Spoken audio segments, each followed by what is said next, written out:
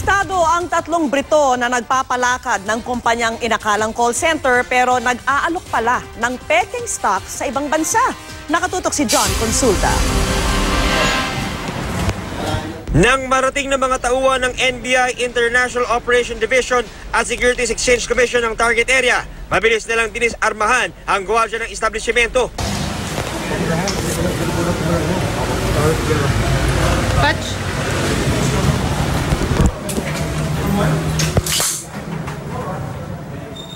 Sa loob ng ikatlong palapag ng gusali, tumambad ang mala call center na setup ng mahigit 200 empleyado na subsub sa pagkatrabaho.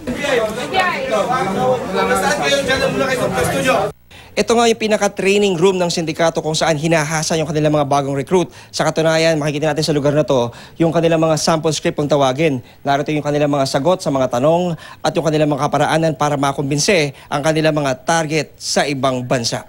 Sa bisa ng isang search warrant, ineksamin ng NBI at SEC ang mga computer ng kumpanya.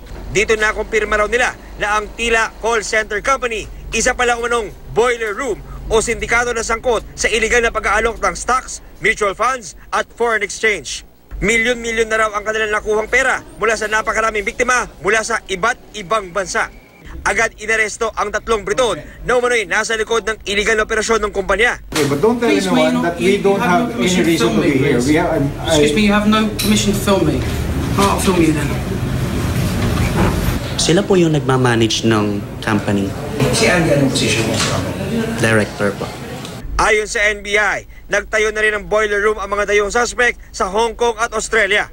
The victims are from other countries, but they are operating from the Philippines, victimizing the unsuspecting investors from the other countries. Kinasuhan ng paglabag ng Securities and Regulation Code ang mga dayuhan, kabilang ang mahigit 30 supervisors at team leaders ng nabuwag na umano'y scam. John Consulta, Nakatutok, 24 Oras.